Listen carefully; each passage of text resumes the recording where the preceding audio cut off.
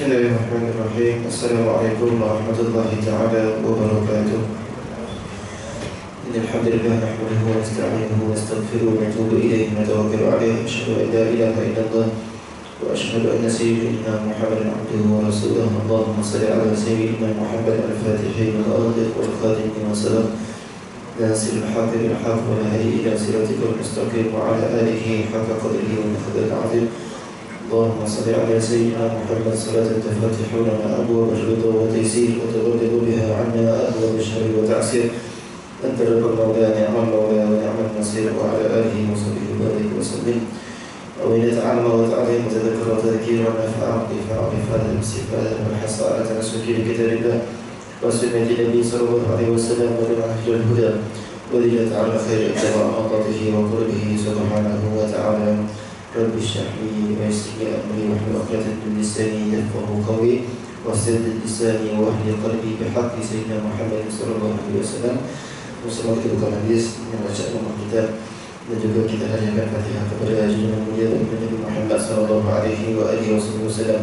Dari keluarga baginda, isteri baginda, para sahabat baginda, para tabi'in, para imam mujtahidin, para ulama, para awliya, para atqiya, para sulhah, para mu'minin dan juga mu'minat, muslimin dan juga muslimat di masyarakat al-ardi wa maqami biha. Wa ilmu khusus ila imamuna Imam Syafi'i rahimahullahu ta'ala wa ila masyayikhina wa ma'alimina wa zawina huquqa alimina wa ila amatil muslimin ajma'in. Karamil Fatiha. A'udhu billahi minasyaitonir rajim. Bismillahirrahmanirrahim. Alhamdulillahi rabbil alamin. الرحمن الرحيم مالك يوم الدين إياك نعبد وإياك نستعين اهدنا الصراط المستقيم صراط الذين أنعمت عليهم غير المغضوب عليهم ولا الضالين آمين. Sama-sama dahulu insyaAllah kita membaca Sayyidul Istighfar. Bismillahirrahmanirrahim. Allahumma anta rabbi la ilaha illa anta khalaqtani wa ana 'abduka wa ana 'ala ahdika wa wa'dika mastata'tu wa a'udzu bika min syarri ma sana'tu. أبوء لك بنعمتك علي وأبوء بذنبي فاغفر لي فإنه لا يغفر الذنوب إلا أنت. Saya bagi lagi saya mulakan Tuan Nadir, Tuan Imam, Tuan Kuasa, Masjid, pegawai-pegawai berasasah, tuan-tuan, ibu ayah sedang jemaah hadirin hadirat yang berhormati dan dikasihi oleh Allah Subhanahu wa taala sekalian. Apa khabar semua pada malam ini? Pada malam ini pada pagi ini. Mudah-mudahan insyaAllah semua dalam keadaan sihat walafiat, sihat jasad kita insyaAllah. Yang paling penting sihat iman kita insyaAllah. Hubungan kita dengan Allah, hubungan kita dengan Nabi SAW, dengan suami, dengan isteri, dengan jiran-jiran, dan seluruh umat Nabi SAW, semuanya insyaAllah mudah-mudahan bertambah baik. Pagi ini insyaAllah saya akan sambung bacaan kita 500 sunat-sunat solat dalam mazhab Imam Syafi'i rahimahullah ta'ala. Dan ada bawa kitab. Saya ada bawa kitab dalam paper tu, dalam pink paper tu. Boleh ambil tak apa insyaAllah. Tapi tuan-tuan, untuk solat sunat yang ke-20. Sebelum saya lanjutkan, sukalah kita nak sebutkan dari sekalian, saya nak pesan kepada tuan-tuan sekalian seperti mana guru-guru saya pesan ketika mana masuknya awal tahun ni. Ini kuliah pertama lah untuk tahun 2024 ni. Jadi sebab kuliah pertama saya nak pesankan pada diri dan juga semua seperti mana guru-guru Ustaz. Kalau kita lihat kan tanda-tanda akhir zaman ni dia disebut sebagai taqarrubuz zaman. Masa ni rasa singkat saja. Orang kata kesat saja. 2020 naik 1, naik 2, naik 3, naik 4. 4 apa ni tuan-tuan nak masuk habis harga 1. Semalam habis masuk siang, siang masuk malam, sekejap saja masa. Tapi bukan hanya nak bicarakan tentang tanda akhir zaman ni, dia masa tersebut nak bagi kita singkat je. Dalam satu asar yang lain Nabi SAW mengatakan waz-zamanu ba'dahu asyarru min qabli. Zaman selepasnya juga.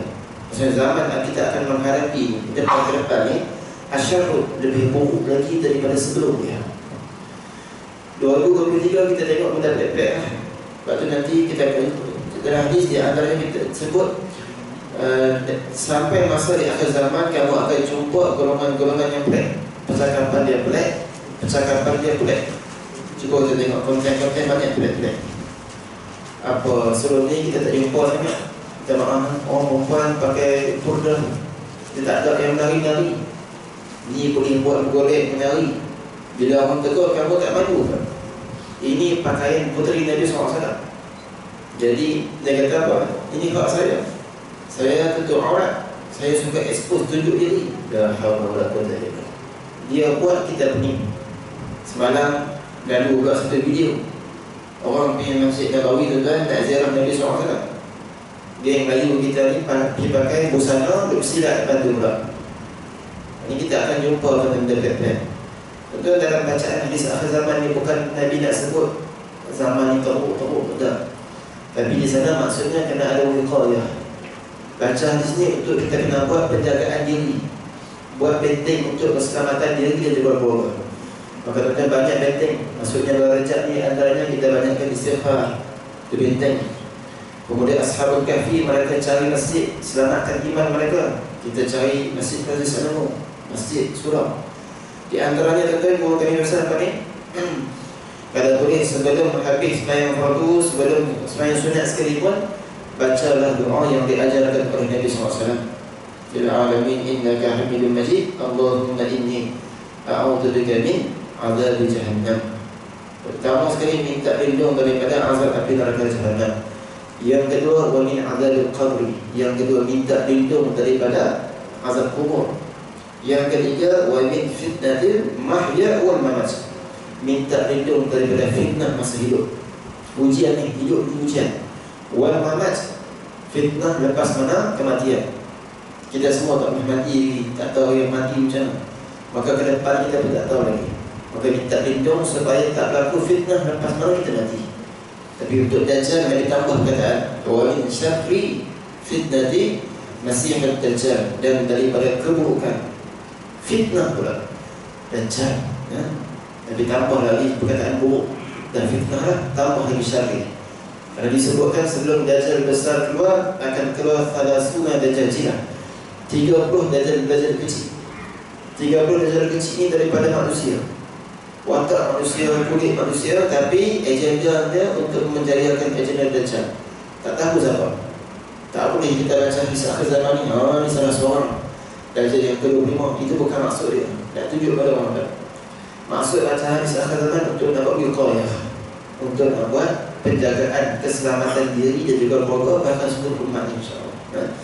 Kita pesan sama-sama kan, sama-sama kita punya masa akan ke depan ni.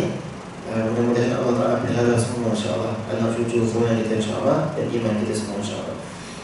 Bawa muka rumah. Apa nak? Bismillahirrahmanirrahim. Itu saya nak mulakan kali utama.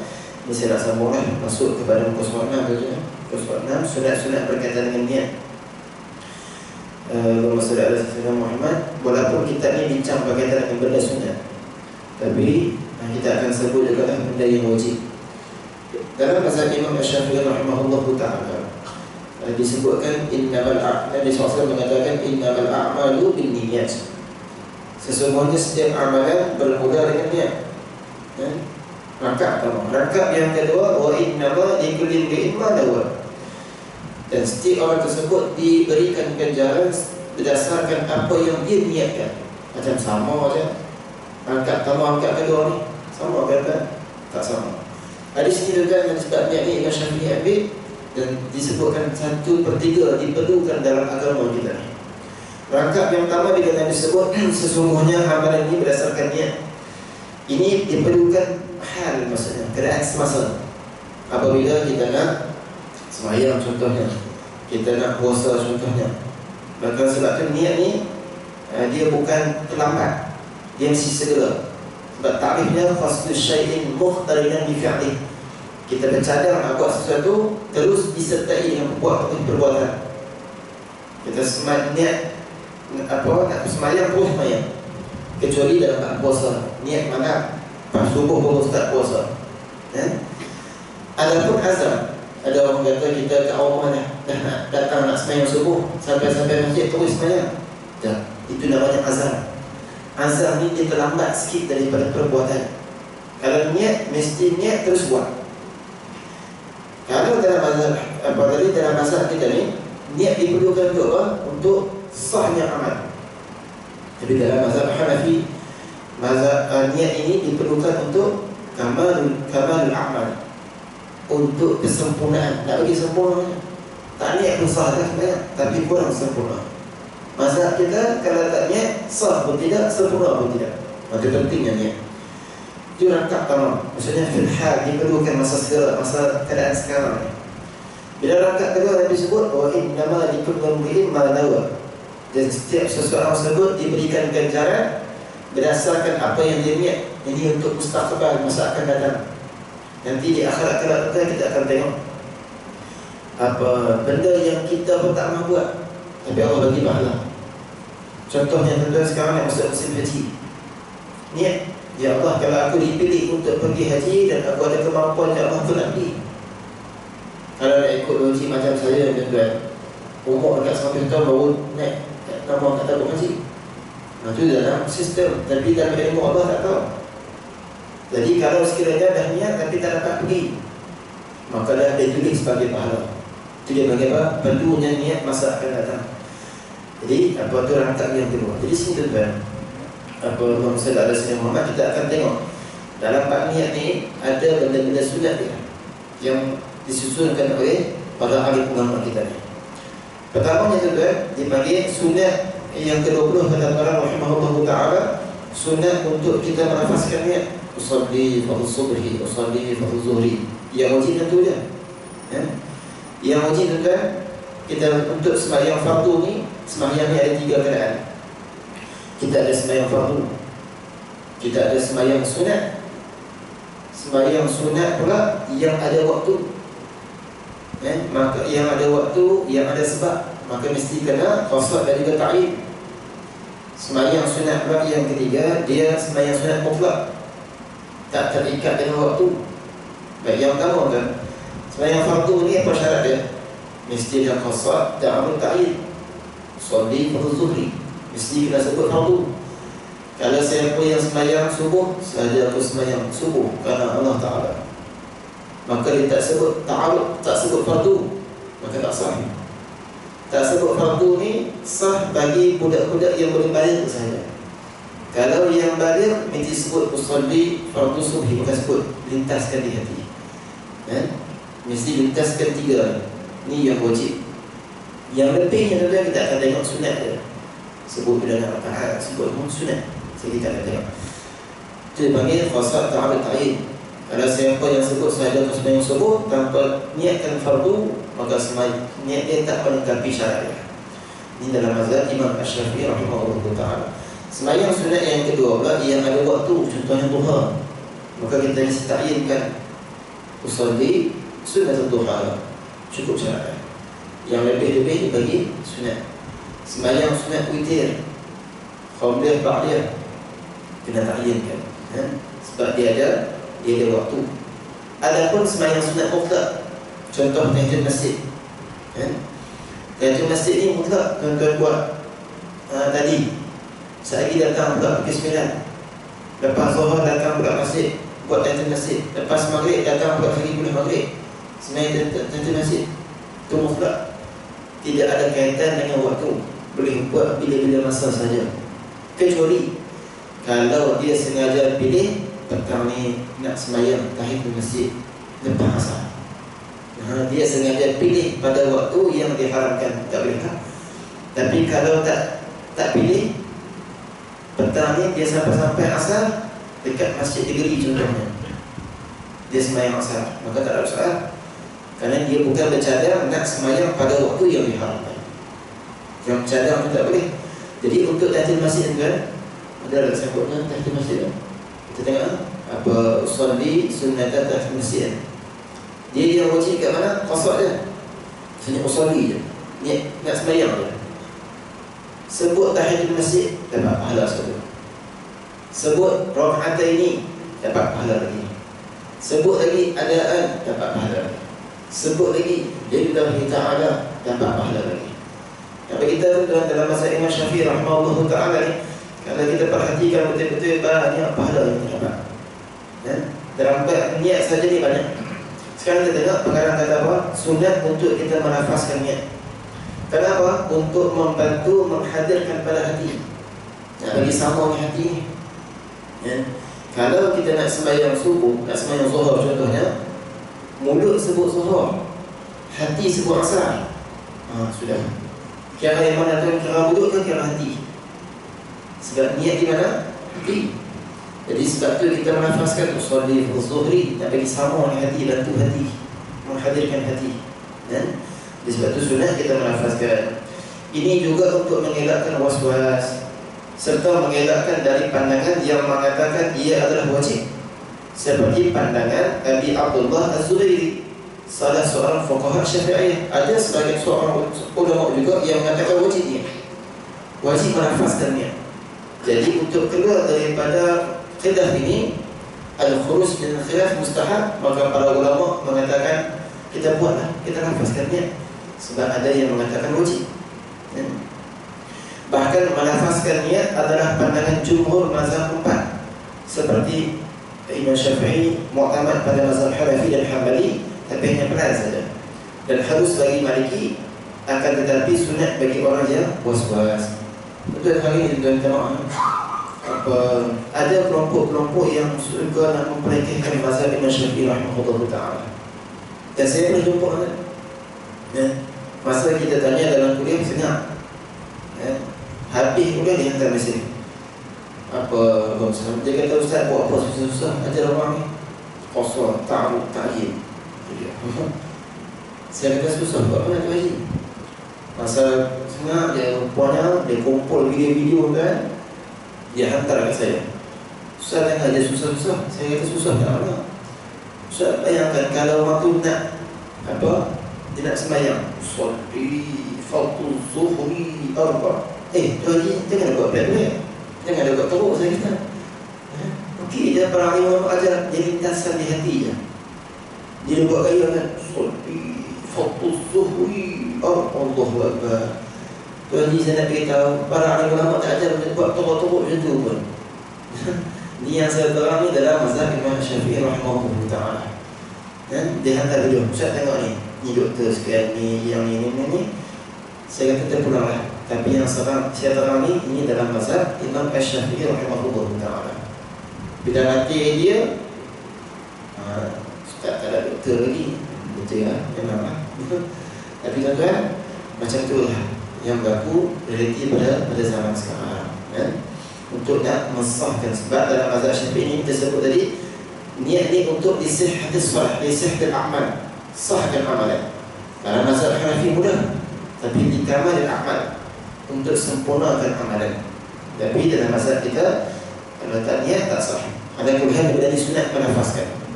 Yang penting hati kita mesti tepat. Yang kedua tuan menyebut bilangan rakaat musalli fardhu subhi. Dia wajib 3 ni. Rakaatain sebut bilangan rakaat. Maka sunat apakah wajib? Maka hukumnya sunat saja. Kemudian kalau yang kedua perkara mengatakan niat menghadap kiblat. Usalli fardhu subhi rakaatain mustaqbil qiblah. Ada tak tuan tambah? Saya boleh tambah.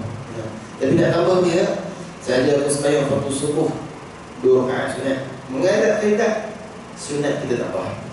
Yang ketiga, sebut lillahi ta'ala, menyandarkan niat kepada Allah Ta'ala. Walaupun semua ibadah ni kerana Allah, tapi ia sangat dituntut untuk membenarkan makna ikhlas beribadah kepada Allah Ta'ala. Dan tak syarat nak letak belakang, nak letak depan, tak apa.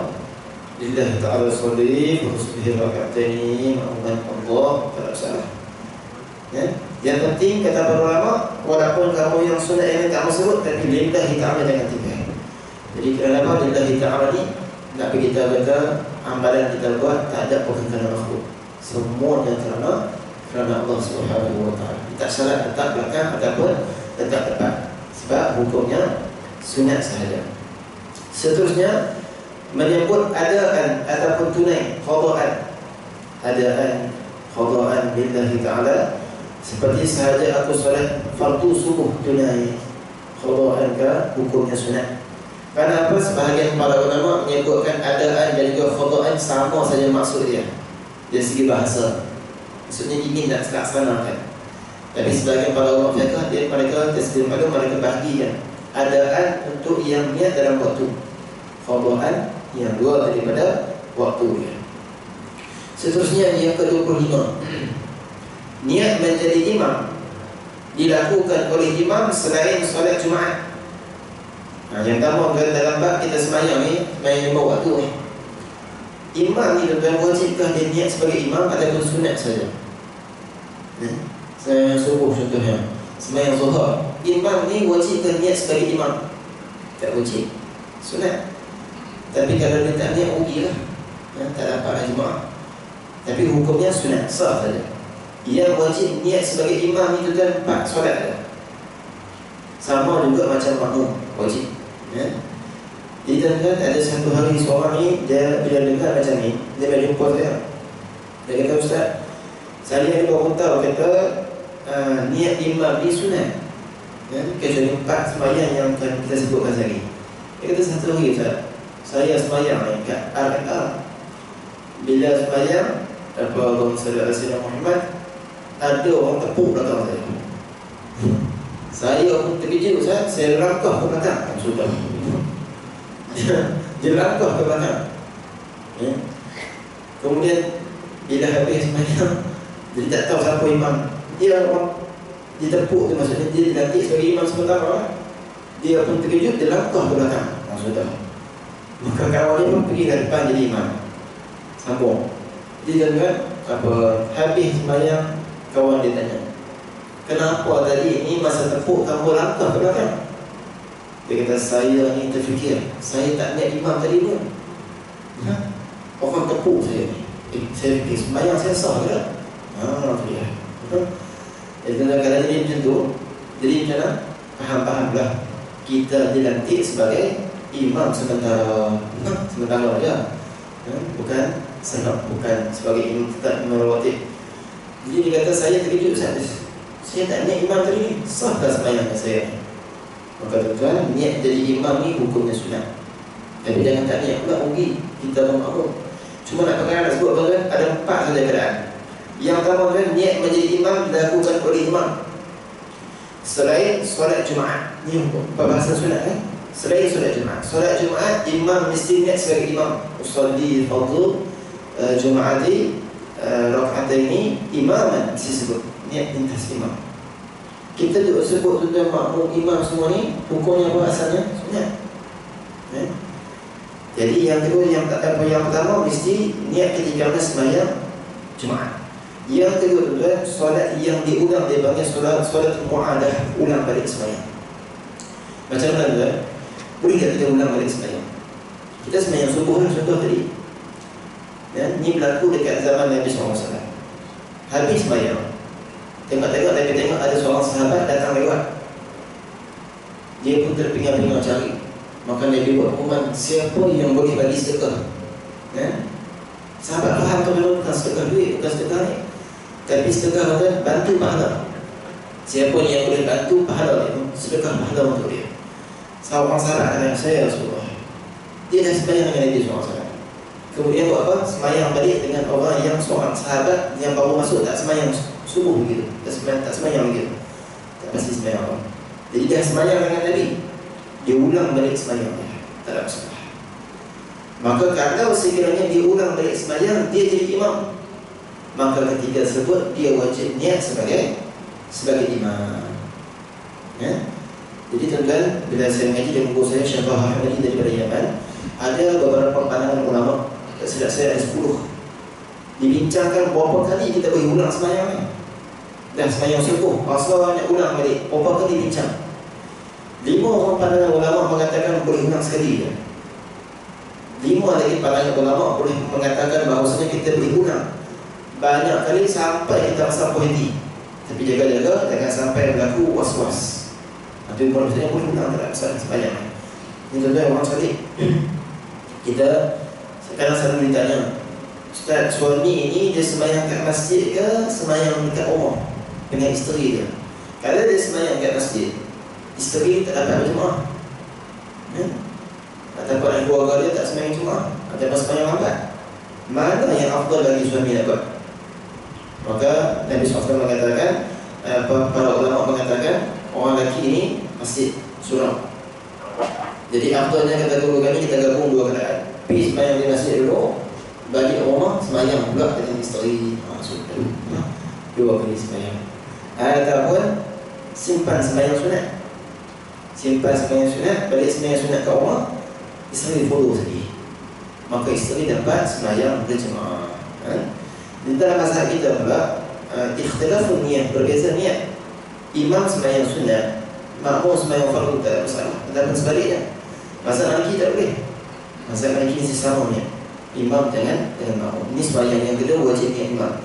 Yang kedua, solat yang dinazar untuk, yang ketiga, solat yang dinazar untuk berjemaah.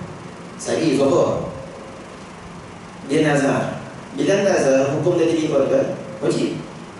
Dan syarat nazar ni mesti benda yang sunat je. Takkan jadi kalau nazar benda sebut wajib. Aku nazar nak sembahyang zuhur, tak jadi. Sembahyang nazar pula takkan jadi. Saya minta kalau boleh buku yang tak bawah, sebab ada Quran hadis ni. Pegang sikit lah. Buku yang tak bawah, agak atas sikit. Apa sembahyang nazar ni takkan jadi kalau agak sikit lah buku. Sebab ada Quran hadis ni. Nazar ni takkan jadi kalau benda wajib. Nazar juga takkan jadi kalau benda sebab haram. Aku nazar nak curi, tak boleh jadi. Nazar juga takkan jadi kalau benda sebab halus. Aku bernazar sekejap lagi nak berdiri sampai zuhur, tak jadi. Nazar ni hanya jadi kalau benda sebab sunat. Jadi sunat apa? Sunat berjemaah. Dia nazar, sekejap lagi ya Allah aku bernazar untuk nak sembahyang zuhur berjemaah. Maka wajib tak dia sembahyang? Wajib dia sembahyang berjemaah. Tapi kalau dia jadi imam, maka dia kena niat wajib. Solli fardhu zuhri nazran. Dia kata mari ataupun cukuplah saja aku sembahyang fardhu zuhur imaman. Itu dia sebut imam tu. Aku nazar nak jadi imam sembahyang zuhur sekejap lagi dalam keadaan berjemaah. Maka masa dia jadi zuhur, imam zuhur, dia wajib niat sebagai imam. Dan tuan, kalau tuan ada kekuatan, ada kekuatan, benda sunat ni bila nazar jadi apa? Wajib. Bila wajib, pahalanya lebih banyak lagi daripada sunat. Tuan ada kekuatan masuk masjid, cara dia kalau ulama sebut, dia masuk masjid dekat-dekat nak sembahyang zuhur lah, nazar. Syarat kedua, nazar ni mesti nafas. Sahaja aku bernazar nak sembahyang zuhur setelah berjemaah sekejap lagi. Maka tuan bila sembahyang berjemaah, dia dapat jadi nazar. Dia dapat pahala wajib lebih banyak lagi daripada pahala sunat. Tapi jangan niatlah, kalau tak mampu jangan niat awal-awal. Malam ni aku nak sembahyang isyak berjemaah. Tengok lepas maghrib, tengok terus. Jaga-jaga 4 pagi. Sudah semua orang tidur lah. Nak cari jemaah macam mana? Gerak isteri pula datang bulan, datang haid. Jadi dia sampai subuh terlepas tak dapat sembahyang isyak berjemaah. Dosa lah. Dosa lah. Dia kena khuduk balik. Itu orang panggil apa? Helah, orang panggil apa? Baru lahiyat. Helah para fuqaha nak bagi dapat pahala yang banyak. Niat ketika mana nak buat benda tadi tu.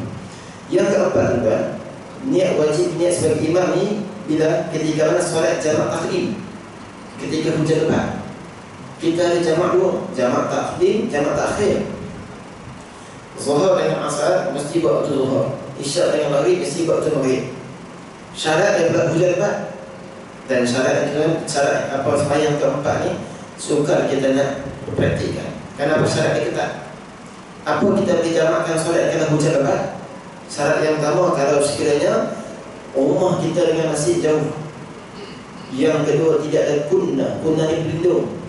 Tak ada payung, tak ada kereta, tak ada koridor. Maksudnya kalau dia pergi masjid, dia patah balik rumah dia, kuyuk pencun.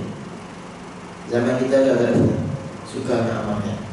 Sebab kita ada kereta, rumah kita pencun yang masjid. Ini cerita apa? Zaman dahulu. Tak ada lah. Tapi kalau berlaku ketika mana dia jadi imam ketika solat jamak takdim, wajib niat sebagai imam. Keadaan solat ini adalah diwajibkan niat menjadi imam. Alhamdulillah kita jadi imam makmum ni tuan. Tunggu kita ajar dulu ni, alhamdulillah selesai lah. Senanglah. Kita dah buat sekali benda-benda wajib, sekali dengan benda-benda sunat. 26. Menyebut huruf hamzah pada kalimah Allah ketika takbiratul ihram. dan tidak menyambungnya dengan kalimah sebelumnya. Ini pun kita tak buat, tapi pengarang sebut kemungkinan ada yang buat. Apa dia? Kita sebut Allah, tapi jangan sebut, jangan sambung usolli fardhu zuhri arba'a raka'atin ma'muman Allahu akbar. Tidak buat. Tidak buat. Jadi kita usolli fardhu zuhri arba'a raka'atin ma'muman lillahi ta'ala nanti Allahu akbar. Jadi tuan-tuan, baru ni saya kata ada satu boleh dia kata kita ni jangan panjang sangat Allah tu. Apa? Allah tu jangan panjang lagi kata. Ya. Sepatutnya disebut dengan tak boleh panjang pada kalimah bukan kalimah Allah tu. Huruf tu Allah tu tak boleh. Ya. Dia akan jadi hamzah istifham. Adakah Allah itu Maha Besar? Kalau panjang pada kalimah takbiratul ihram ni tak ada masalah. Kita takbirkan Allah. Tak boleh lebih orang pakai kan? 7 alif. 7 alif samakan 4 harakat. Allahu akbar. Tu hak paling panjang. Kalau lebih juga sah tak sembahyang sah, tapi khilaful aula, menyalahi daripada tuntutan yang utama. Jadi saya dengar sekali ni Ustaz, yang tak boleh panjang pada huruf hamzah, bukan kalimah Allah. Allah tu saya setuju, memang tak boleh panjang itu, sebab dia akan jadi maksud yang lain. Tapi kalau takbiratul ihram ni panjang, tak ada masalah. Cuma dalam bab takbiratul ihram itu kan paling afdal segerakan. Kenapa kan? Allahu akbar. Masa guru saya tunjuk, itu dia lajunya. Saya kata tak apa pelan-pelan. Aku tahu orang Malaysia ni, Syekh orang Yaman, dia kata orang Malaysia ni bila takbir dia panjang Allah, tak apa, tak lagi maksudnya kan tak apa. Tapi yang afdalnya, maksudnya yang terbaiknya, kalau boleh disegerakan. Allahu akbar. Saya kata macam mana nak buat ni? Sebab saya pun takbir panjang juga. Saya kata tak apa, kamu semua hak mengaji ni mudah lagi. Hak tak mudah pun tak apa, balik praktik. Rupanya kita praktik. Kenapa tu? Kenapa afdal? Kerana dalam supaya tidak ada ruang bagi syaitan ni mencegah masuk, ganggu ketika kita niat. Sebab syarat takbiratul ihram ni mesti jazim, mesti kuat, putus. Tak boleh dalam keadaan niat ragu-ragu. Kalau handset bunyi keberhenti pun tak boleh, tak sah sebenarnya. Kalau orang main keberhenti dulu sebenarnya tak sah sebenarnya. Sebab dia tak bersungguh-sungguh jazim ketika mana nak takbiratul ihram. Itu syaratnya. Adapun dalam takbir intiqal, sunat kita panjang pula, mengikut kesesuaian perbuatan. Nak turun daripada diri, nak turun ke sujud, serentak dalam perbuatan Allahu akbar, serentak. Jangan Allahu akbar setengah hari kosong, sunyi kata zikir. Sedangkan maklumat solat ni ialah nak bagi banyak zikir, ingat kepada Allah Ta'ala, dan bagi kena buat dengan sesuai keadaan. Jangan panjang sangat besar rokok. Allahu akbar. Makmum kena balik belakang. Oh ini panjang, dia pun sujud tu. Rupanya tak kena rokoknya. Sekali. Masa sujud sepatutnya dia panjang, dia pendek. Allahu akbar. Makmum ingat dia rokok. Itu imam di balik apa? Kata dua kan imam yang tak pakai, tak sesuai. Sebab tu sebahagian guru kena sebut kita ni, dia mereka mewajibkan para ulama sebahagian tempat sebut di Hudaybiyah di antaranya kata guru kami mewajibkan imam-imam untuk lalu kita ni lima waktu sunat ni, kerana dia mesti tahu waktu bila dia nak panjang solat, waktu bila dia nak kena pendek solat. Itu baru layak untuk jadi imam. Sebab keutamaan imam itu kan, dia panggil yang arqah, yang fakih. Macam tadi imam kita jaga diri, Masya Allah. Okey, kita dengar pun kita tahu. Rakaat pertama baca apa kan? Baca surah Al-Baqarah, panjang sikit. Rakaat kedua pendek sikit, kita dah pakai. Rakaat kedua kalau pada jaga diri, ni pakai. Pakai yang penting. Itu kelayakan utama untuk jadi imam. Bukan suara sedap. Suara sedap nombor 2. Dia panggil akrab. Kalau dia suara sedap, dia pakai, alhamdulillah. Sebab apa kalau saya jumpa orang imam, dia suara sedap dulu, baca Masya Allah, mendayu-dayu. Tapi tuan-tuan, bila kita tengok dia rokok, Allahu akbar. Weh, duduk pada saja. Bismillahirrahmanirrahim, alhamdulillah. Main pada saja. Terlihat. Tangan apa tak angkat lah. Masa takbiratul ihram kan, Allah. Macam tu je. Jadi kita tengok saya lah. Dia imam, ya? Kalau orang lain tengok, oh ni dah sunnah sebenarnya, dia akan menyebabkan terlepas sebenarnya, ya? Ya Allah, justru nak belajar banyak saya. Cuma sikit boleh sikit. Saya pun tak sedap tak. Dia orang kedah pun tu lah. Jom bertujuh. Ada soalan dalam setakat ni? Ya. Ya. Apa kata? Sunat-sunat wudu. Baik.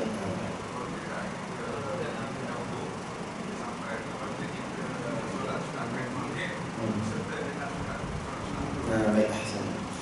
Ni tak ada masalah bagi apa? Bab ishtirak niat, bab menggabungkan niat. Saya pun ada siapkan satu buku juga. Buku soal jawab tentang sembahyang sunat dia.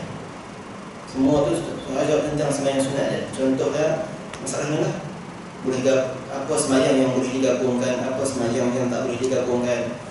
Ada orang kata tidak ada sembahyang sunat sebelum maghrib. Macam mana kita nak jawab? Ya? Macam mana kalau kita masuk masjid hari Jumaat, orang tengah azan, nak sembahyang kan nak jawab azan. Semua tu persoalan-persoalan tentang sembahyang sunat. Ya? Saya dah siapkan itu, saya tak sekali lagi lah. Tapi saya ceritakan untuk soalan ni. Dia panggil apa? Bab ishtirak niat, bab menggabungkan niat, dan juga dia panggil indiraj. Indiraj apa? Boleh masuk sekali.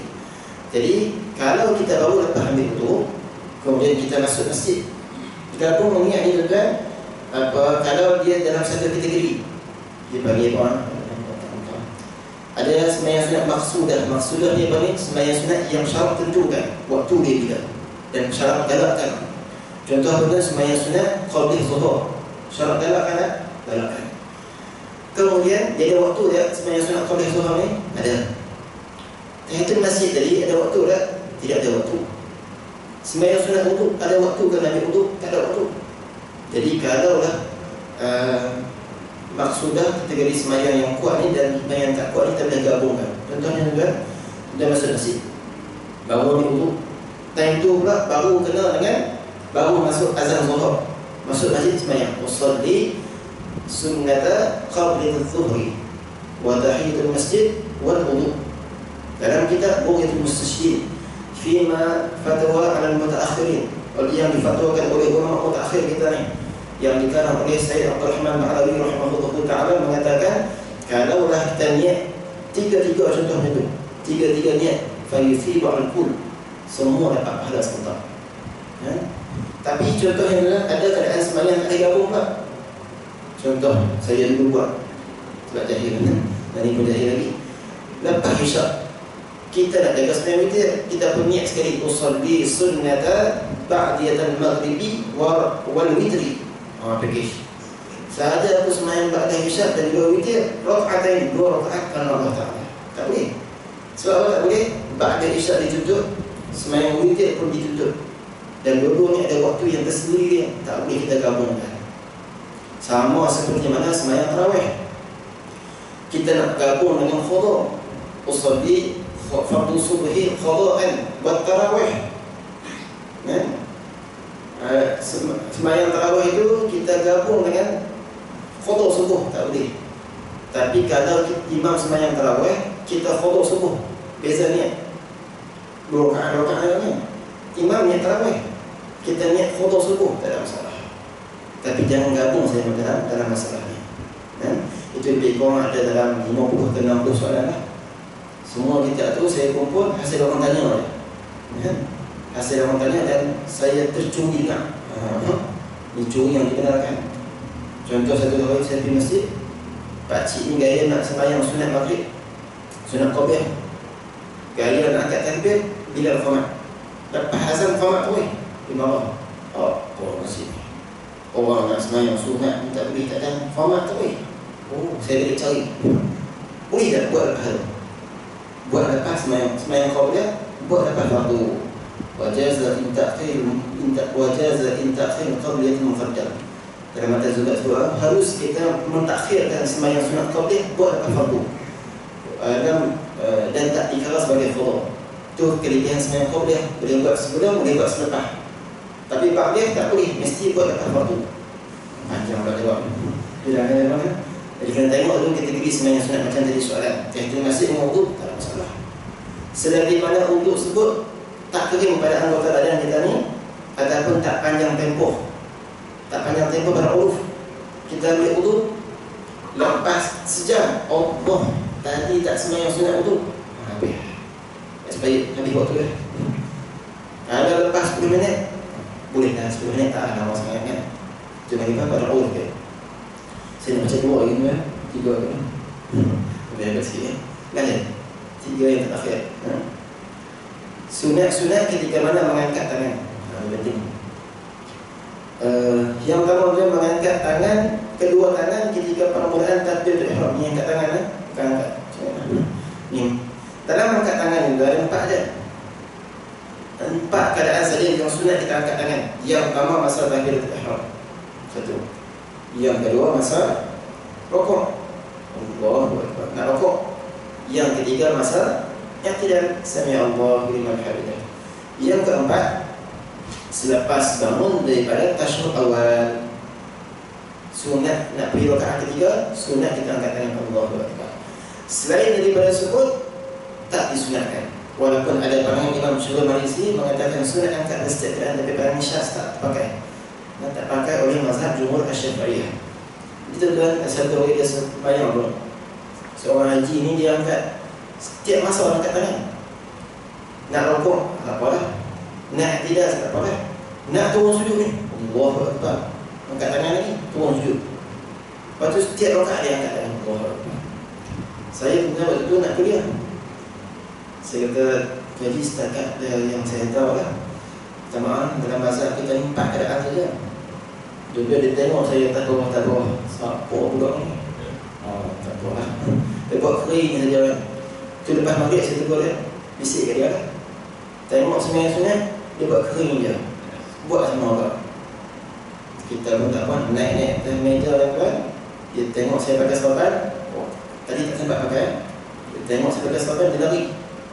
Saya tak boleh kata tadi saya bukan makan orang. Saya nak tahu yang hukumnya dan benda yang sunat. Tapi itulah, jangan kita tengok pada kecil lagi dan sebagainya. Tapi ini berkaitan dengan benda yang sunat dalam mazhab kita 4 keadaan saja. Seterusnya apa? 28, tidak mengangkat dengan mendepa kedua tangan ke hadapan badan ketika hendak mengangkat takbir dalam. Ada kita buat. Kemudian tidak mengangkat kedua tangan melebihi kedua bahu ke belakang. Banyak juga. Kita angkat tangan kan, bagi sama atas ni. Cuping telinga dengan ibu jari sama, agak-agak lah. Dan tak syarat kena. Tak syarat dia kena apa? Itu tak syarat dia kena lah. Yang afdalnya tadi kita sebut kan, apa, masa takbiratul ihram sunat untuk kita segerakan yang banyak-banyak. Kalau mampu. Kalau tak mampu tak ada masalah. Kalau boleh jangan lebih daripada 14 halakat. Allah subhanahu wa ta'ala cukup dulu lah. Justru mana ni kita pergi ziarah anak yatim nanti hari ni, insyaAllah. Ada soalan yang terakhir. Ya, boleh untuk sunat itu kita datang masjid qabliyah. Lepas solat qabliyah kita buat qabliyah, kita ganti kotak. Baik. Ini pun soalan ni saya masukkan dalam buku saya ni. Bahawa bolehkah sembahyang sunat kita qada? Sembahyang sunat boleh qada ni kalau sekiranya sembahyang sunat dia ada waktu. Jadi tuan-tuan, sembahyang sunat subuh ni waktu dia sembahyang sunat tu zuhur. Qabliyah zuhur ke ba'diyah zuhur, sunat fajar ni, azan subuh ni ada waktu kan. Asar ke, semua ni qabliyah ba'diyah ni dia waktu dia. Jadi untuk sembahyang qada ni tak ada masalah, boleh buat. Dan satu hari Nabi SAW lepas zuhur ada tetamu datang daripada Qais, Abdul Qais, daripada kabilah Qais datang sehingga menyebabkan Nabi tak sempat sembahyang ba'diyah zuhur. Lepas asar Nabi qada, tak ada masalah. Lepas asar qada qabliyah zuhur, ba'diyah zuhur. Jadi untuk qada ni qada wajib. Nak qada wajib dia tak terikat dengan waktu, nak buat lepas subuh ke, nak buat lepas asar ke, tak ada masalah qada. Tapi untuk sembahyang sunat pula yang boleh qada hanya untuk sembahyang sunat yang ada waktu. Sembahyang sunat yang tak ada waktu, entah itu masjid, masuk tadi Allah, sembahyang subuh tu pun tak sempat sembahyang sunat kat masjid, dia nak qada sekali tak boleh. Sebab itu bukan ada waktu dia. Dia ada Allah. Ya.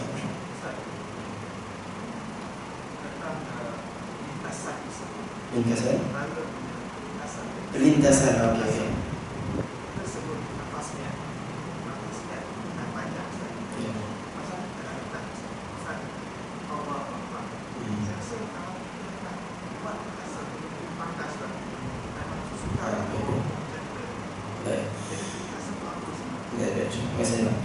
Dalam perbahasan, contoh dalam kitab Umdatul Musalli, kalau kita lihat dia ada perbahasan lintasan niat ni, dia ketat daripada dia ada apa maksudnya sama hakikiyah. Hakikiyah apa ni? Usalli sahaja, fardu subuh dipanggil hakikat. Dipanggil satu lagi lintasan yang uruf ni apa ni? Tu kadang-kadang sukar juga bagi orang nak amalkan kan. Tapi dia panggil apa? Allahumma salli ala sayyidina Muhammad. Bila kita dah sebut tu usalli fardu zuhri, termasuk dalam niat kita tu. Jadi kalau kadang-kadang ada sukar, Allah saya susah. Dan saya tengok ada yang susah benda macam ni. Jadi amal kuliah apa dulu kami mengatakan dia nak ikutnya tuan-tuan dalam bab niat ni, dia mesti habiskan niatnya sebelum sebut roh. Ketika mana akbar, Allahu akbar. Sebelum sebut roh tu mesti niat habislah. Laju. Tapi ada satu lagi pandangan bagi mereka yang diuji bagi sukar niat, dibenarkan keadaan tertentu saja ni, bukan pendapat utama, keadaan terpencil sahaja. Iaitu bagi mereka yang sukar untuk nak masukkan niat, dibenarkan bagi mereka niat sebelum dia membaca rukun Fatihah. Jadi dalam tempoh tersebut, ni pandangan terpencil, bukan pandangan mazhab, tersebut. Ni keadaan khas sahaja bagi mereka yang sukar niat. Jadi kalau kita dah niat usolli zuhri itu dikira niat itu sebenarnya itu pun dia kira niat kan? Dia dimaafkan fil awam ni, dimaafkan bagi orang awam. Sebab dalam sebutan tadi itu dikira niat, dikira niat dah. Ya kan? Dikira niat dah. Cuma saya faham maksud macam mana nak lintaskan kan? Ada yang suka, sebab tu kena latih. Dan sebelum ni kita dah bahaskan, kalau ada mereka yang diuji dengan was-was ketika nak niat, susah maksudnya ni, maka dia kena buat macam kan? Baca qul a'udzu binnas, malikin nas. Itu masalah diri. Masalah sebelum diri tu sembahyang tu baca lagi kita sebut semua ni tuan. Seorang sahabiah perempuan tanya Nabi, apa amalan yang boleh aku buat sebelum aku sembahyang untuk tambahkan pahala dalam sembahyang? Maka Nabi sebut kepada Sayyidina Abu Rafi', sebelum sembahyang kamu nak bagi fokus ni, duduk dulu baca subhanallah 10 kali, alhamdulillah, la ilaha illallah 10 kali, alhamdulillah 10 kali, Allahu akbar 10 kali, astaghfirullah 10 kali. Itu sebelum kamu diri 50 kali zikir dah dapat. Masa diri pula qul a'udzu binnas, malikin nas, ilahin nas. Masa nak angkat takbir pula a'udzu billahi minasyaitonir rajim, dilatih sikit-sikit. Semua tu asbab bagi nak memudahkan dia di berlaku lintasan niat yang kita dah bahaskan sebelum ini. Allah subhanahu wa ta'ala. Dan soalan terakhir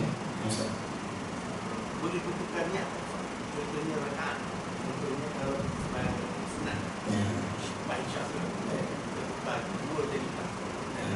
ni apa dalam istilah fiqh saya tengok namanya. Dia untuk tukar niat 2 ke 4 atau 4 ke 2 boleh. Contohnya tuan-tuan, kita bercadang nak sembahyang sunat zuhur, dia juga ada 4 rakaat. Kita cadang 2. Syarat apa tuan? Kita niat tuan, apa niat rakaat, apa masa takbiratul ihram niat sembahyang 2 rakaat. Syarat dia nak tukar niat sebelum kita sebelum sampai pada keadaan tadi tu. Contohnya 2. Sebelum nak masuk 2 tadi tu ataupun masuk 3, mesti kita niat dah nak tambah lagi 2 dalam sembahyang. Dia panggil apa? Qalbun niat. Tukarkan niat. Ini ada lagi perbahasan panjang. Tapi segi jawapan ringkasnya boleh tak? Boleh. Syarat dia apa? Sebelum kita melakukan perbuatan dulu sebelum kita nak tambah rakaat ketiga dalam salat. Dengan saya nak sembahyang 4, tiba-tiba dengar tidak format. Ini aku jadikan sebagai 2 rakaat dalam salat. Jadi hukumnya tidak ada masalah. Boleh harus saja. Harus bukan hukum sunat atau wajib. Ya, insya-Allah. Allah Subhanahu wa taala kita ni kalau yang tidak berhajat lah, boleh kembalikan balik tak dalam beg pintu itu. Kalau ada yang berhajat, kita ni 26 atau 25 ringgit sajalah, kerana beg ini pun tak ada masalah. Ada nombor handphone ni, dekat depan ni ada nombor handphone, insya-Allah. Dan ada yang penting, ada nombor telefon saya tu. Nombor telefon ni bukan untuk miss call. Orang jangan, ini yang tuan nak tegur masalah. Saya rasa Ustaz Tahan salah, maka betul kan yang betul. Kan? Ataupun dalam buku ni ada jumpa kesalahan yang mengubah makna, typo tu ada sikit-sikit. Sebab ni amanah ilmu. Jadi saya pula muda lagi, banyak lagi tak erti. Tuan-tuan pula banyak pengalaman, tak ada masalah. Call saya, WhatsApp tak ada masalah. Saya akan layan. Tapi kalau mengolak miskol saya tak layan. Sebab ni ilmu kena amanah. Saya tak mahu banyak-banyak kalau saya salah silap daripada saya ni. Banyak saya belajar minta halang kena. Belajar sikit 7 aku insya-Allah. Bismillahirrahmanirrahim. Alhamdulillahirabbil alamin wassalatu wassalamu ala rasulillah wa ala alihi washabihi ajma'in. Allahumma fa'alna ma 'allamtana wa zidna ilma rabbana taqabbal minna innaka antas samiul 'alim. Ya awwal al-awwalin wa ya akhir al-akhirin wa ya dzal quwwati al-matin wa ya rahimul masakin wa ya arhamur rahim wa ya arhamur rahim wa ya arhamur rahim. Rabbana atina fid dunya hasanah wa fil akhirati hasanah wa qina adhaban nar. Sallallahu ala sayyidina Muhammad wa ala alihi wasallam. Alhamdulillahirabbil alamin. Taqabbalallahu minkum.